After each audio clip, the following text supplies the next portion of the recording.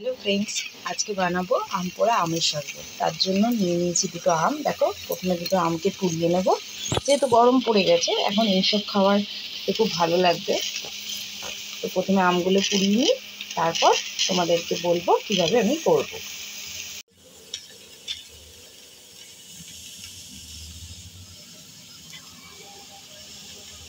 দেখো এই আমটা মোটামুটি পোড়া হয়ে গেছে। হ্যাঁ দেখো, এবার এই আমটাকে একটু পুড়িয়ে নেব, তাহলেই হয়ে যাবে। চলো এই আমটাকে নামিয়ে নিই। আমাদেরকে আগেই বললাম আজকে বানাবো আম পোড়া আমের শরবত।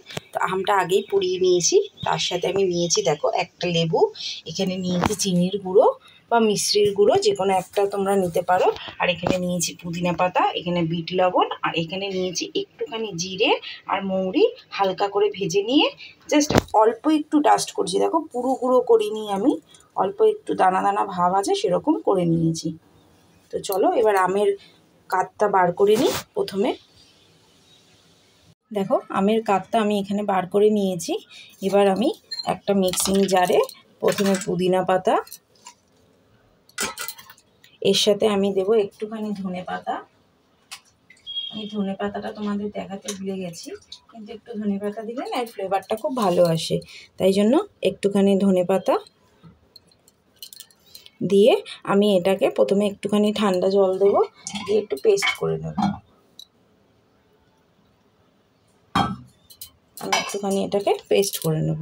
দেখো এবার আমি এই পেস্টটা এই আমের কাদের মধ্যে দিয়ে দেবো।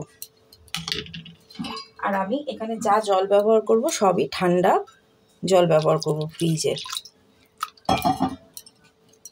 দেখো এটা ধুয়ে দিয়ে দিলাম।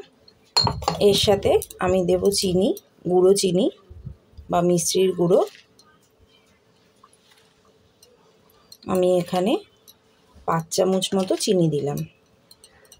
এর সাথে আমি দেব বিট লবণ, আর এখানে দেব ভাজা জিরে আর মৌরির গুঁড়ো অল্প করে।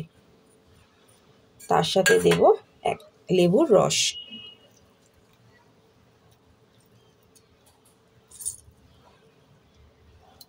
দিয়ে আমি এটা মিক্সড করে নেব।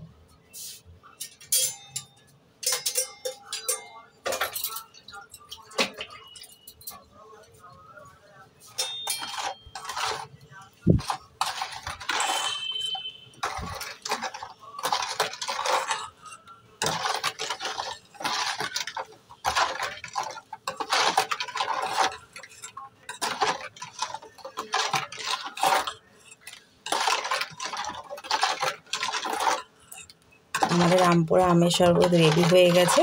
এটা আমি ফ্রিজে আপাতত আধ ঘন্টার জন্য রেখে দেবো। ঠান্ডা জল ব্যবহার করেছি, তাও আমি এটা ফ্রিজে রাখবো, তাহলে খেতে আরও টেস্ট হবে। আমাদের আম পোড়া আমের শরবত রেডি। এবার শরবতটা আমি গ্লাসে সাজিয়ে নেব। প্রথমে লেবু দিয়ে গ্লাসের চারিদিকটা আমি এরকম করে একটু লাগিয়ে নিচ্ছি। নিয়ে এখানে আমি নিয়েছি বিট লবণ আর একটুখানি লঙ্কার গুঁড়ো দিয়ে প্রথমে আমি দেখো কি সুন্দর লেগে গেছে। এবার এর মধ্যে আমি শরবতটা ঢেলে দেব। শরবতটা বোতলে ভরে আমি ফ্রিজে রেখেছিলাম যেন ঠান্ডা থাকে। দেখো